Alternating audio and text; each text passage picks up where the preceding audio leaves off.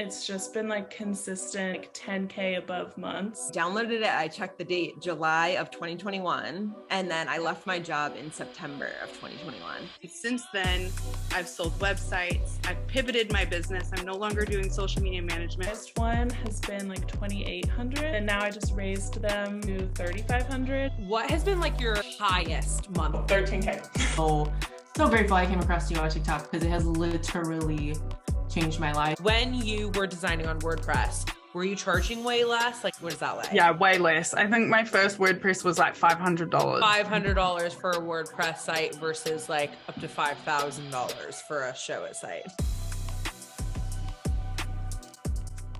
Ladies and gentlemen, welcome back to the show. Today I have a very, very exciting guest, Nathalia Lopez from Viksen Design Studio.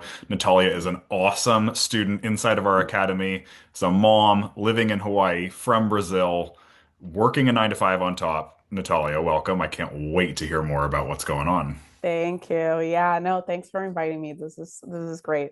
Love a good chat. Well, first, take me back. How did you find web design? What was your introduction into the world of web design, and what did that look like for you?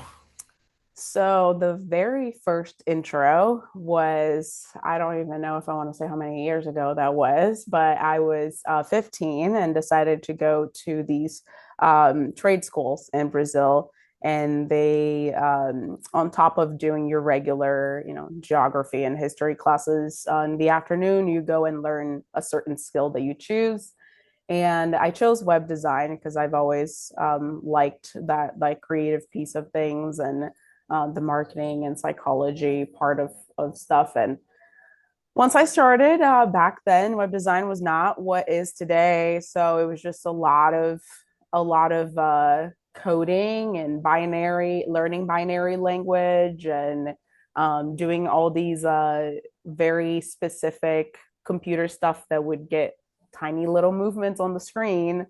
So I got bored with it and then just kind of decided that I wasn't going to do that at that point. And that's when I came to the US. And then as I started working in marketing and was in marketing agencies and on the brand side, I got introduced back into web design, but from a front end perspective. So doing a lot of wireframes and looking through the actual conversion funnel and like how things are structured on the site. So that kind of piqued my interest back, and I decided that I wanted to lean more towards that part of web design and not so much the binary coding. I love that. Yeah, the front end design is definitely where it's at. So now to bring us up to speed, what does your life look like now as an adult? Let's say before you found the academy or joined the academy, and then give us a little bit of insight into what it looks like now. Yeah, so first I found Show It. I feel like most people find Becca in the academy first, and then they find Show It. I found Show It first because I was looking for platforms that I could design just the front end without having to code. So I found Show It first. At the time, I was living in Japan with my husband. It was very isolating, and I was like, okay, perfect timing to start a company. Yeah. So I started the company. I started kind of getting into Show It. And then I got pregnant. So for all the moms out there, especially first-time moms, it's just a whirlwind of things. And the company stalled. And then I think what I had in mind that was going to be the perfect time to start a company was not, because I was so isolated. So it stalled for a long time. And then I found Becca. And I started kind of consuming a little bit of content here and there. Like I bought one course and then another course. Okay. And it wasn't until we moved to Hawaii and life was settled and I felt more comfortable and confident in being a mom that I was like, okay, I want to really get back into this. And then I just didn't have the motivation. I think I have this skill set, but I didn't have the mindset of being like, okay, how do I take that skill set and make it into something and market myself? So I decided to just go all in on I think that's like right around the time that you guys announced the academy. And I was like October-ish. yeah. Yeah. So I was like, okay, that might be something. So I signed up for the academy, and then from there, it's just been like, just propelled me forward. Like, I remember, you probably remember too, I was like, just made a very vulnerable post in the community that I was very discouraged. I didn't know where to go from there.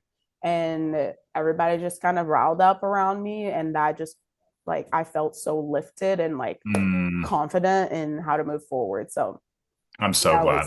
was, I remember you making that post, and I think at that time maybe we had met twice on calls or something like that.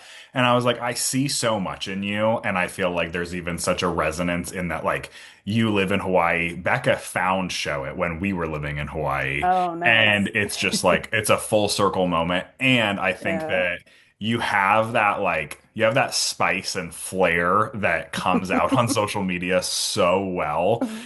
So walk me through when you made that post until now. You got a month of being booked out. You're also hustling this on top of your 9 to 5. What has that like transformation looked like in actually building that momentum? um, I think consistency and structure was kind of like what I got from everything that was communicated and like everybody talking in the academy. So, one, finding ways to keep showing up. So, I'm like, okay, I need to Mm, keep showing up. Like, all this stuff is going to keep happening, right? I have my 9 to 5. I have to do that work. I have my kid. Sometimes he's going to get sick. I need to figure out a schedule that I can continue to show up, whether things are structured, like are as planned or not. totally. So creating a structure. So thankfully, my 9 to 5 is in Central Time. So I wake up super early, and but that also means I can finish my day early. So I Wow. usually do like 5 a.m. to 1 p.m. And then at 1 p.m. is when I jump into Viksen and get like websites done and meetings and all that stuff. My focus was trying to get people local to Hawaii first, because at 1 p.m. they're still in the middle of their day. They're still Yeah. open for all of that. So yeah, so I started connecting with um, people in Hawaii that were kind of similar to myself in ways that like they're women, they're entrepreneurs, they have a similar background. And I just started messaging them, and not in a salesy way, but in like a, hey, I see you're doing great shit. I want to do great shit too. Like, can we connect? Can we grab some coffee? Like, let's chat. And that's how I landed my first like cold DM client. She was like, I was just chit chatting with her about the super cool outfit that she had on this reels. And she just was like, it's actually really funny. Just message me because I need SEO work. I need to redo my website. She had like blown up her business, and she was still kind of running a Canva website because she didn't have the time to fix it. So I Yep. met her up for coffee, and she was instantly like, cool, I like your vibe. And then I think the other thing is like showing up authentically as myself. I think I was very much like coming from the corporate world. I was very like, had that mindset of like, I can speak my mind. I can't let my Latina show up. It's Yeah. too much. Like, people are not going to want to work with me. And what I think I got from the academy is like, no, no, no, that's what's going to make people want to work with you. Yeah. Like, this is not corporate. Like, you can keep your corporate personality from to your 9 to 5, but you can show up however the heck you want here. Totally. And So when you combine those things, it's beautiful because with your corporate background and the corporate structure that you know and that you follow, the professionalism that comes with working either with higher ups or now kind of clients in that way, that mixed with the fun and like bringing your individuality to your personal brand, it's such a beautiful combination. yeah. And I would say that even the corporate background is a skill that a lot of people don't necessarily have, that I think comes so naturally and translates into being able to guide clients through experiences that really are top notch. So I'm curious, what have you now made from web design since you've joined the academy? Like, monetary wise. Monetary, have you had a big month? What was the biggest Yeah. month? Things like that. So my biggest month was January. So I booked out January. Working on my less website for January, and I made 6,500 for it, and Wow. that's a little more than what I make in corporate. So That's incredible. And we're also today, we're recording this podcast on January 20th, yes, meaning that we have 10 more days or like, yes, however many more days. That is yeah. incredible. What I'm curious for anybody that's listening to the podcast or watching it, do you have any tips for how you feel like you picked up that momentum now this month, made more from web design than your corporate role, and how you plan on carrying this momentum out? Um, yeah, I think uh, my thing is like, especially as women, we all know we have up days and down days. Like our month is not like, leveled up. So I think taking advantage of the up days is a huge thing for me. So like the Mm, days that I wake up and I'm fired up and I'm like, okay, this is great. These are the days that are like write down all my content ideas. I film things when I like, when I'm feeling because we all and I know you guys have a huge like women audience. So like we yeah. all know that like we have those days that we wake up and we look in the mirror and we're like, ugh, I feel like a sack of potato. I don't want to do anything. I don't want to show up on anything. So I think it's really important to have your month planned out so that that momentum of the really good days that you wake up and you look in the mirror and you're like, hell yeah, I'm Yeah. feeling good, I look good, and I love myself. Like carry that through and still show up when you're feeling like not great. It's Mm, like you don't have to fake it. Like I made a story yesterday, like I'm sick. Like I feel horrible. I didn't feel great in that picture, but like I'm yeah. still showing up. You don't have to be fake. It actually, I think, comes off as being authentic. Yeah, so you're not, to me it's like not being it's like planning ahead so that you can make sure that that momentum carries through the month even on bad days, because if you're just trying to do day by day, you're gonna get, I feel like that's when you get stuck on those slumps. Totally. And I feel like it's so powerful to actually be able to listen to your body, listen to your mind, and be proactive in realizing that as an entrepreneur, we get to control what our schedule looks like and when we use our energetic highs, and then also what work we can do when we're in an energetic low that still Right. can move us forward. So with that, what are your goals now moving forward with your web design business? What kinds of clients are you wanting to work with? Are we trying to raise our prices? Anything like that? Yeah, so obviously scaling is in the future. My goal right now, it's like I don't really want to niche down on a certain industry. Okay. What I am like starting to find is that I really like working with those people that like have just stepped out of the I'm gonna hustle type Mm, of phase. So okay. they've DIY'd everything, but they do really, really good work and they're freaking busy now. And it just doesn't work for like whatever they had does not freaking work for them anymore. And like those are Yeah. the people that are on the brink of scaling, but something is holding them back. Like I love those people because they're hungry.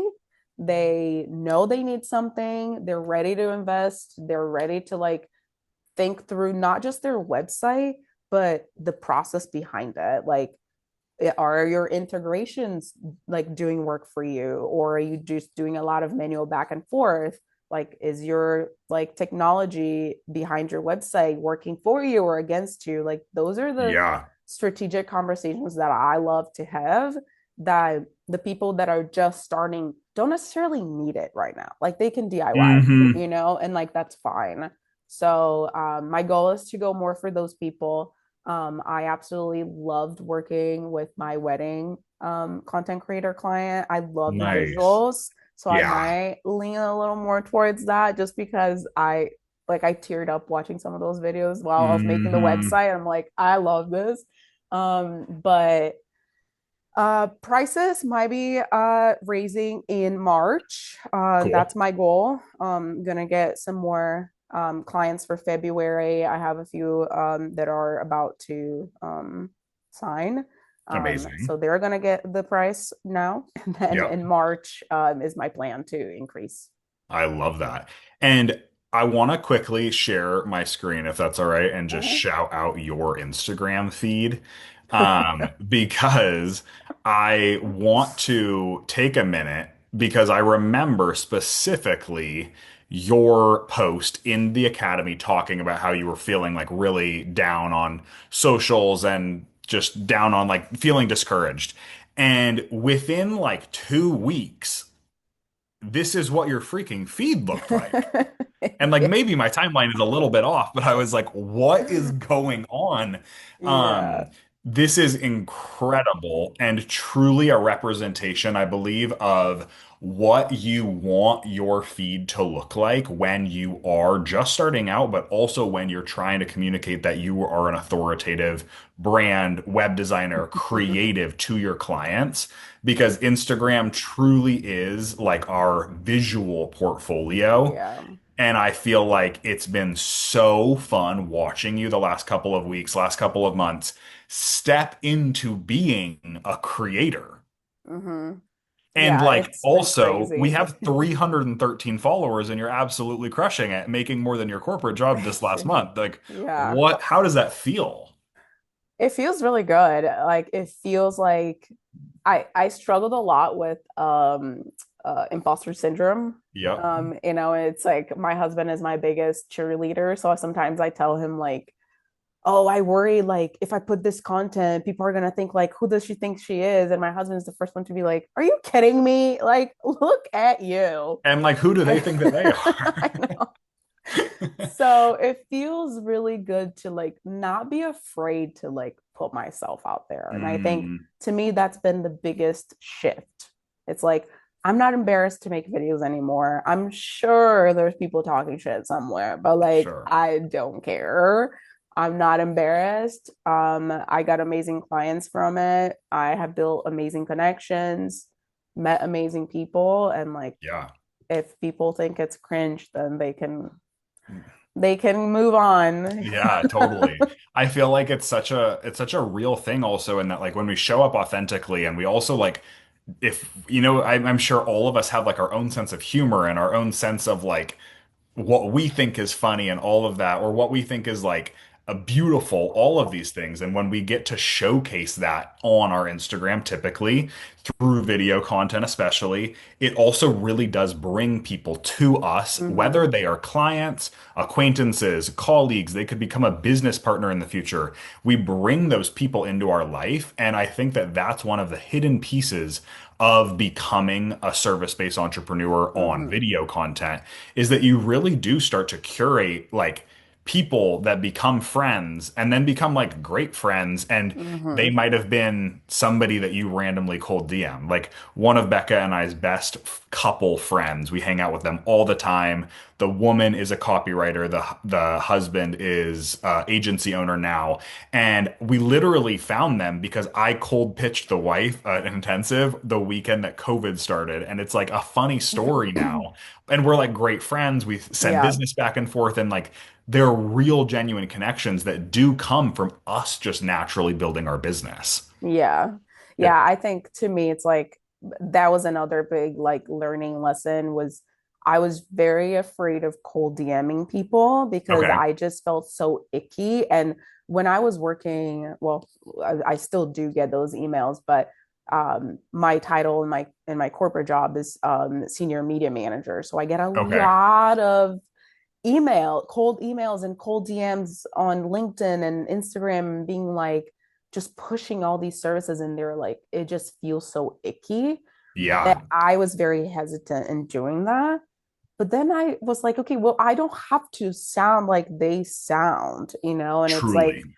there's ways. I think I just made a post recently that it's like the metaphor in my mind, it's like you don't walk up to somebody at the party and go like that random person be like, here, taste my drink. They're gonna be like, ew, what? Like, go away from me.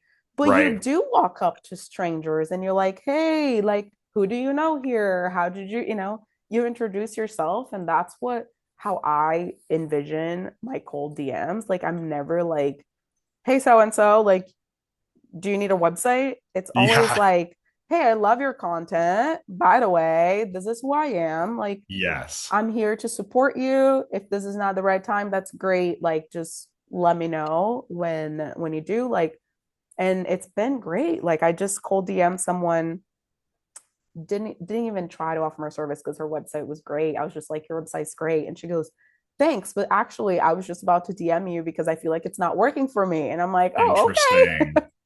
I So, love the analogy of being at a party and thinking about walking up to somebody because it's so true. Like if I get DMs similarly all day, and some people are like it's the classic like, hey, want a free done for you YouTube video? And it's like, well, no. no. And then and like, really, yeah, I do, but like not in the way that you're phrasing it. And then also, I think that something so important here is also kind of back to what your Instagram looks like, because I immediately, if I have any interest, I click on their profile and I, in 3 seconds, judge naturally, do I want this? And if it's a message of immediately making an offer, I'm way less likely to want it. But if it's something like, oh my gosh, I love your outfit. Oh my gosh, where you are looks so cool. Where are you? Something Yeah. like that feels authentic. And then I click on their profile and I'm like, wow, they look rad. Let's say they're a video creator and I'm like, wow, their videos are incredible. Or for you, it's like, wow, your creativity comes through Mm-hmm. on your feed.